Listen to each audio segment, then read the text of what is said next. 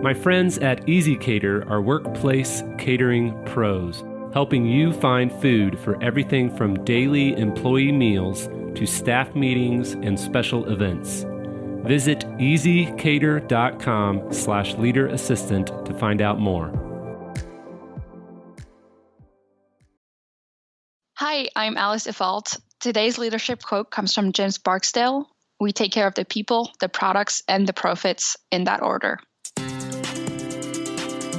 The Leader Assistant podcast exists to encourage and challenge assistants to become confident, game-changing leader assistants. Thank you so much for listening all around the world. Here's your host, my dad. Hey friends, thanks for tuning in. Before we jump into today's episode, I wanted to let you know about my new audio course in partnership with Himalaya Learning. It's called 7 Keys to Reclaiming Your Time, Energy, and Productivity, and it's available exclusively on Himalaya Learning. Himalaya Learning is an audio learning platform that provides bite-sized courses from world-class thinkers and industry experts to fuel your personal and professional growth. To access my course and others like it, go to himalaya.com/keys and enter the promo code KEYS for your free 14-day trial. Again, himalaya.com/keys. Enter the promo code KEYS for your 14-day free trial. I hope you enjoy it. And now let's jump into episode 80. You can check out the show notes at leaderassistant.com/80. Hey everyone, thanks for tuning in to the Leader Assistant Podcast. It's your host, Jeremy Burrows, and today I'm speaking with Alice Default. Alice is the CEO and co-founder of Double. Alice, how's it going? It's going great. Thank you so much for having me, Jeremy. Yeah, I'm excited to chat. What part of the world are you in? I'm currently in New York City. Awesome. So tell us a little bit about Double. First of all, what is Double? Sure. So Double is a remote assistance service for busy executives. Basically, what we do is that we offer CEOs and executives to be matched with a dedicated human assistant based in the same country as them. And then we empower both sides with really great tools to get the work done. Awesome. And how long have you been at Double? We've been around for about 2 years. We were in beta for our first 2 years and worked with about 100 companies, and we've just recently come out of stealth. Awesome. So before I get too much into kind of Double and the software and such, let's talk a little bit about you. What was your very first job, and what skills did you learn in that role that you still use today while you're running a company? My very first job was actually babysitting. So I'm guessing a classic for a lot of people out there. Mm-hmm. What it taught me that I still use today, I would say patience, that's for sure. But I also think that babysitting and working with kids teaches you how to communicate with people who don't communicate the same way you do, I would say, and like learning to adapt to someone else's communication style, which I think as a leader or an executive or someone who manages a team is always like something super important to do, of not being stuck in how you digest information and how you want to learn things, but really being mindful of the other person and how to communicate with them. Nice. So tell us a little bit about your career trajectory and kind of what brought you along to eventually run your own company. So I'm from France originally. So I went to business school there and didn't really know what I wanted to do after business school. All my friends were going into consulting or finance jobs or working for big corporations. And I just didn't really know what I wanted to do with my life. And by chance, I met someone who was working at a startup, and it felt like you didn't really have to have a clear job when you were working for a startup. And that's really how I got into it at first, was just, you know, when you're early stage in a company, you can basically define your own role based on what you want to do. And that's initially what attracted me to tech startups. And And once I tried it, I fell in love with it and didn't want to go back. So I worked for a couple of startups every time as their first non-technical hire. So pretty much doing everything else from marketing to customer service to user research to biz dev. So a lot of different things, which was obviously super exciting. And then the company I was working at, which was called Sunrise Calendar, which was building a calendar app, got acquired by Microsoft. And so out of the blue, we jumped into a very, very different environment. Super large company, obviously building a product that had massive scale. We were brought in to rebuild the Outlook mobile apps. And that really pushed us to discover an entire new way of doing things. Still thinking a lot about productivity, which was something that I had been doing for a few years, and how people work and how they spend their time. And after a few years at Microsoft, my co-founders and I, we were already working together. We had been working together at that previous company as well.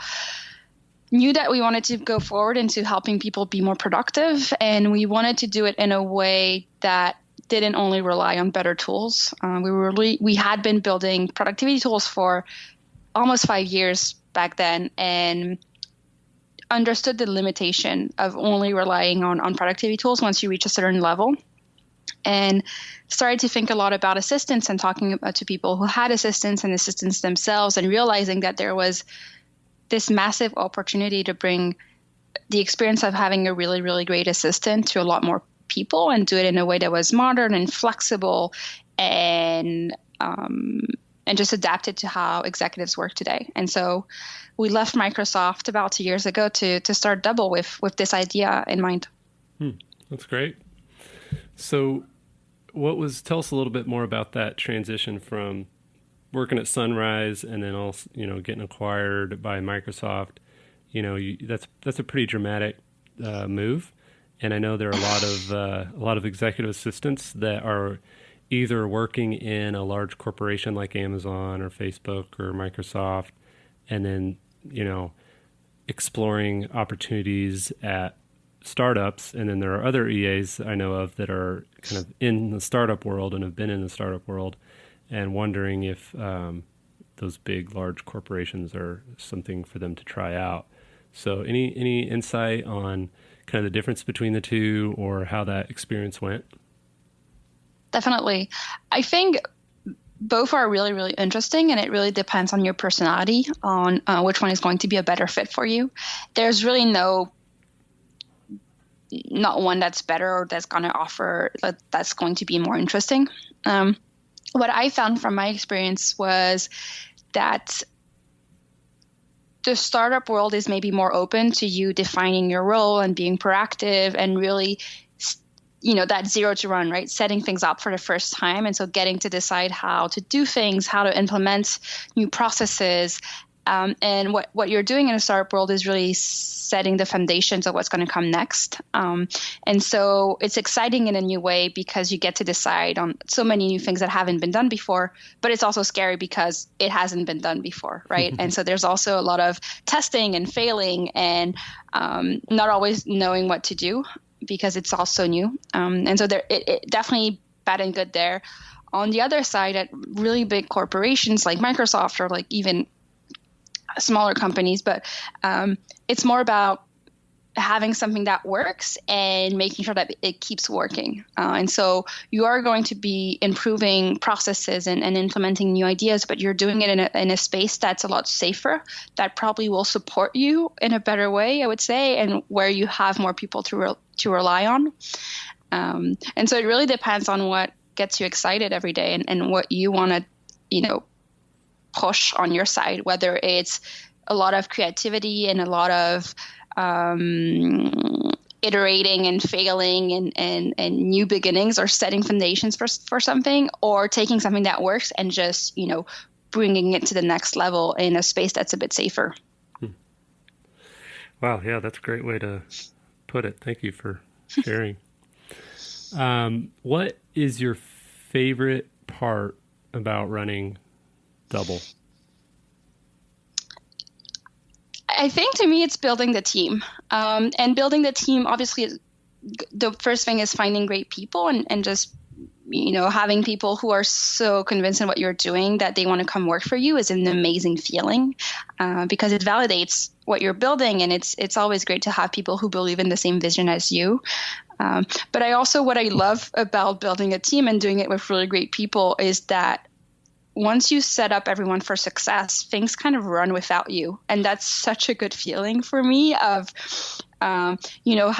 having built processes or things that we need to do or setting goals, and then just stuff happens, right? Because I have a great team who handles everything, and I don't have to be in every meeting anymore, and I don't have to be looking at every detail because I trust the people who work with me. And kind of seeing just a company move forward based on the goals that we set ourselves without me directly working on them is just such a great feeling.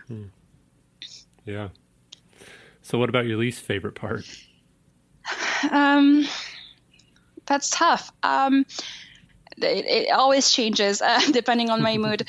I think what's hard on the long run is just kind of the, most people say that starting a company isn't a sprint, it's a marathon. And I totally agree with that. I really feel it. And I think what's hard with that, it's just, you're here for the long run. And so whatever you're doing now or whatever is hard now is going to stay hard most of the time. Or if the thing that you're working on is getting easier, then something else is going to become hard. And so it's this fact that it's just like, you never really get to rest, because as soon as you get comfortable in a new situation or with a new problem, then something else comes up, right? So I think that's the part that's, you can never sit down and be like, okay, we're good right now. Like everything's checked. We're in a good spot. Like it's always moving, and you're always doubting yourself on the next step forward.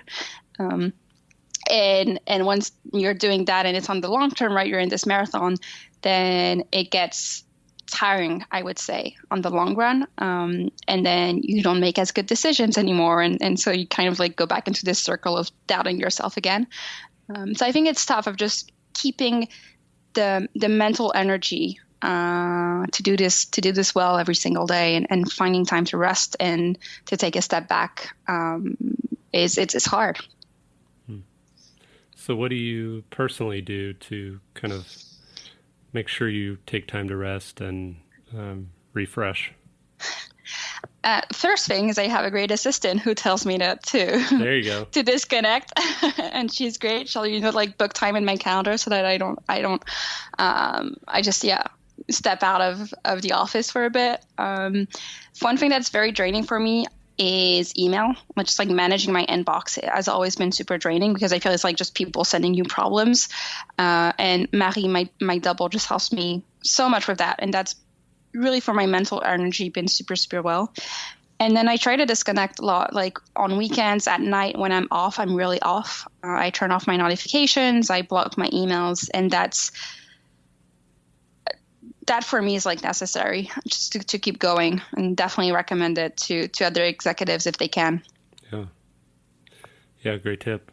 What about the capital raise investor world? Do you have a lot of EAs are kind of side by side with their executives trying to raise money? And I just thought maybe you could share one or two kind of tips or suggestions for assistants listening who really want to help their executive succeed as they're trying to raise capital. That's a great question. I think the main thing for me is, no matter what you say about fundraising, and people usually say, I need to go fundraise, and to go raise that money, I need to have a really strong business model, a business plan, and I need to have really good data, and I need to have a great team, and all these things are true.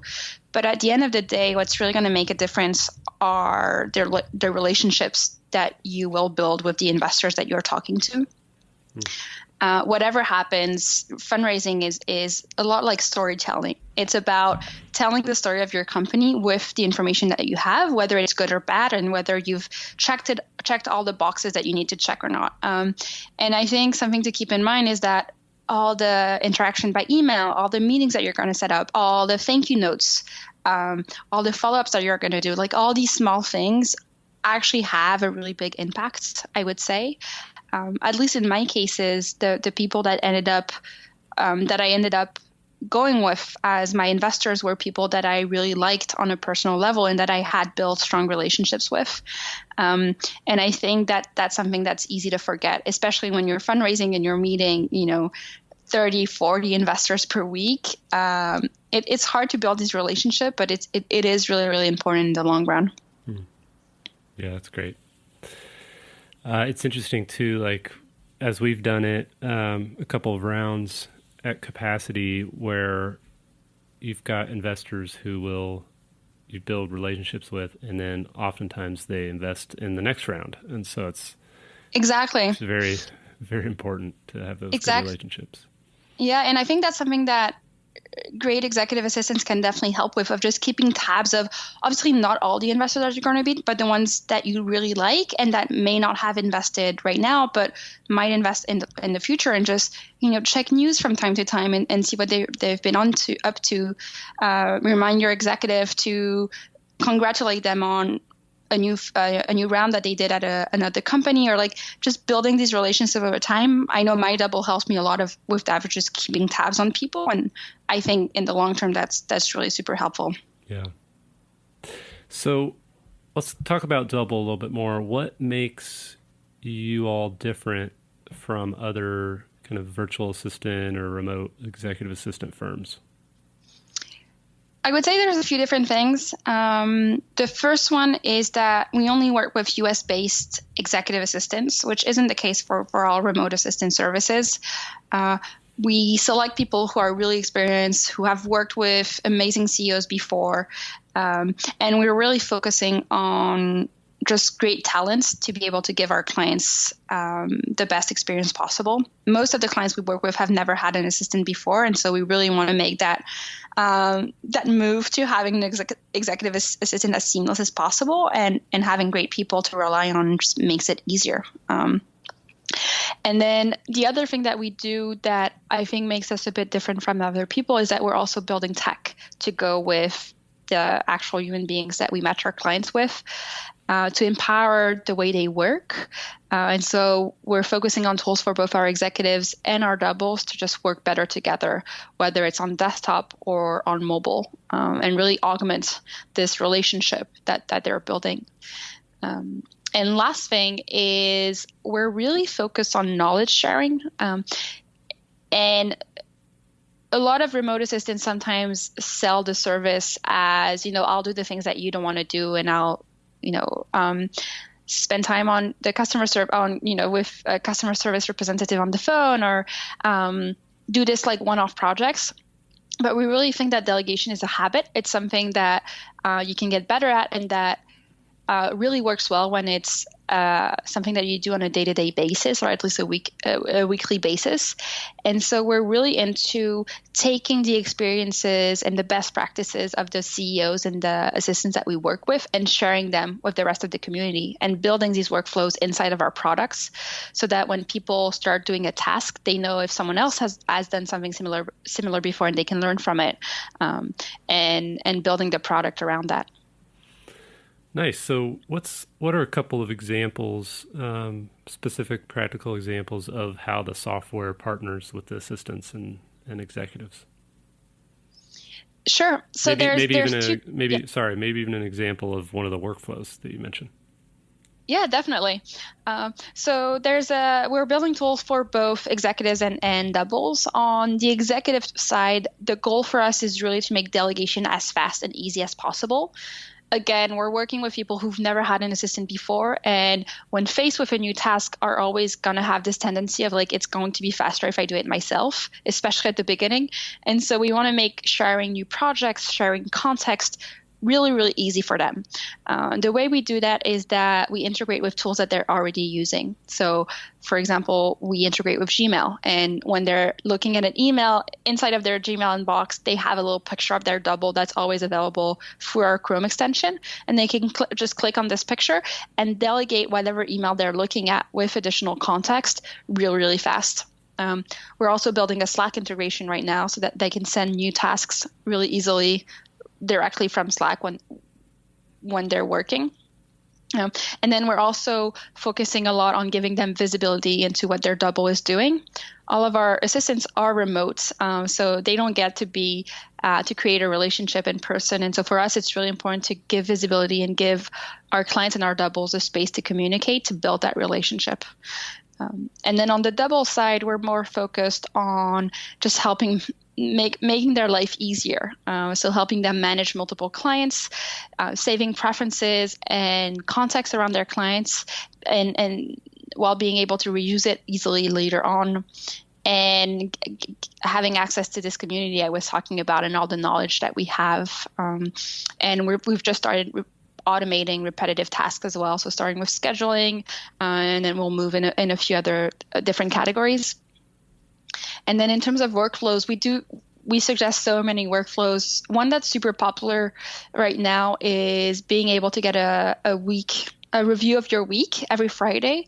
And so a lot of our clients actually ask their assistants to just extract in a way their calendar every Friday and give them an overview of where they spend that time, who were the people they met and who they need to follow up with, what was completed, what needs to be done next week, and really having this looking ahead of your week to make sure that you're really making the most out of it.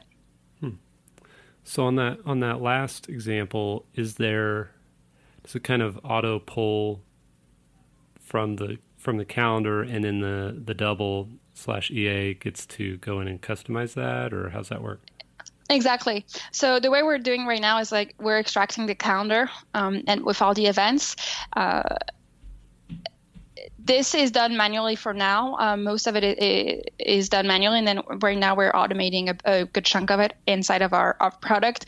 With all these workflows, the way we work is that we'll just put it out there, see if people use it, and if we do see traction and people using it, then we start automating versus doing it the other way around.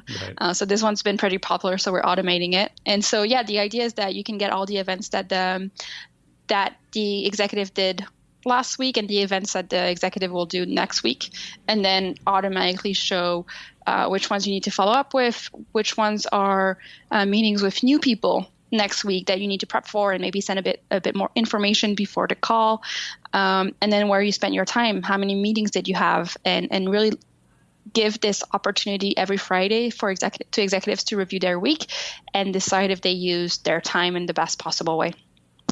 That's awesome. So what's something, I work in an AI company. You guys are talking about workflows and automating parts of the workflows and automating more and more over time. What's something that assistants do that tech or AI will never be able to do? There's a lot. At least for us, there's a lot. I would say the first thing is obviously building a relationship, like a real relationship with trust, and getting to know the person so well that you can anticipate their needs. I think that's something right now that humans do really, really well, and AI is probably not there just yet. And then the other thing is being an accountability partner. So many of our clients come to us and say, like, I need to get things done and I don't really need help getting them done, but I just need someone to keep me accountable for my to-do list and for what I said I would do. And to us, that's also why having a human in the loop is so important, is that, if a software pings you every day to say, like, do this thing, you're going to ignore it after a while. Like, it's really, really easy to ignore software. But if a human tells you that you need to do this, and because it's so important to do this, they're going to be proactive and switch a few of your meetings maybe to tomorrow so that you have time to work on this task that you really wanted to do, and then really keep you on track. That's super valuable. And that's not something that AI can do for now, at least. Yeah, I agree. So let's talk about the executives for a second. Do you have tips for executives who struggle to delegate or give up control of maybe booking travel or, managing their inbox, scheduling meetings? How do you encourage and even teach executives to kind of let go? It's hard. It's crazy how, even the busiest people don't want to let go of stuff that seem very basic, I would say. What I usually say to my clients is start small. You don't have to delegate everything on day one. You can start with just the first step of the process, see how your double does, build that trust with them, build that relationship, and then bit by bit, you're going to trust them more and more, and you're going to be able to let go and more and more. So, example, if you don't feel comfortable having your double book an entire trip for you, then just have them do the research, have them share 3 options with you, and then you get to pick the option and do all the following steps. So just really focus on step 1 and do that, and then just see how that goes, and then build on top of these experiences. Yeah, that's great. What about the doubles? I like how you call them the doubles. What do you guys look for, and what do you see that executives look for when they're trying to find a double or an assistant and match with one? I would say most of our executives look for people, and that's something obviously that we look for as well. So people who won't just be reactive to what people ask them to do, but will be really proactive, will put themselves in their clients' shoes, will think about a lot of things for them directly, and you kind of think ahead of the curve and be able to imagine what their week is going to look like and see if there's too many meetings, not enough, how they need to change it. So really looking for a real partner versus someone who's just going to do the things that you tell them to do. So I would say proactivity and just being able to take initiatives to help their clients save time is really important for us. Love it. So we're talking to assistants. What about assistants who want to become a remote assistant, virtual assistant, and they're even looking into your company as potentially working as a remote assistant for you? What are some things that you would look for, or not necessarily look for? What are some things that you double can offer to them that are maybe unique to other virtual assistant firms? We look for a few different things. We look for people who have really, really great communication skills. Obviously, as I mentioned, for us, one of the most important part of delegation is that relationship that you get to build with your clients. And so being able to communicate really well by call or written, like just written, is super important with your client and with their team and with the people they interact with. We look for something that's super important for us, is mostly because we work with a lot of tech CEOs, is also being aware of that industry, like what fundraising looks like, which isn't the case for a lot of industries. What tools are they going to use? And being super, you don't have to know everything, but being really open to learn new skills and learning new tools and adapting to your client's environment for us is super important. And then the last thing, as I mentioned already, but being very proactive, detail-oriented, really taking ownership of whatever projects you're working on to save your clients time and mental energy. So how do you filter for that in the interview process for your doubles? We've built a series of tests and based on a lot of hiring in the past 2 years. So we've got to iterate a lot of that process. But basically we have a series we have one short written challenge when people apply. And that's really just to test to test proactivity, I would say, to test how people attention to detail and ownership and being able to also search for the answer until you get something, not being okay with just a very random answer, but going and pushing until you have something that you're happy with. And then once the written challenge is done, we have a series of calls that we do with our assistants to test a few different things, learn more about their experience, learn more about who they want to work with and who they feel comfortable with, and then we go from there. Awesome. Well, let's wrap up with one of my favorite questions. Alice, what do you think makes an assistant a leader?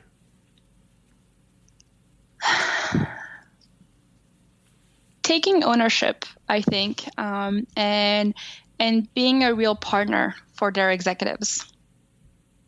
Awesome. Alice, thanks so much for taking time out of your day to share a little bit of your story and a little bit about Double. Where can we find you online? Are you guys hiring assistants, doubles? Is there something that we can do to support what you're up to? Definitely. So we are hiring at the moment everywhere in the U.S. So no matter where you are based in the U.S. and Canada, we'd be happy to work with you. And you can find us at withdouble.com. That's our website. We have a jobs page there with a lot more details on the position. And then on social media, we're at I'm with Double. I'm with Double. Awesome. Cool. Well, I'll share those links in the show notes, and people can reach out and find out more about what you're up to. Thank you so much for taking time again, and hopefully good luck to you and your team, and hopefully we'll talk soon. Thanks. Thank you so much for having me. Thanks again to Alice for a great conversation. Check out their team and their work with their software and a team of EAs and virtual remote assistants at withdouble.com. And check out the show notes for today's episode at leaderassistant.com/80. Talk to you soon.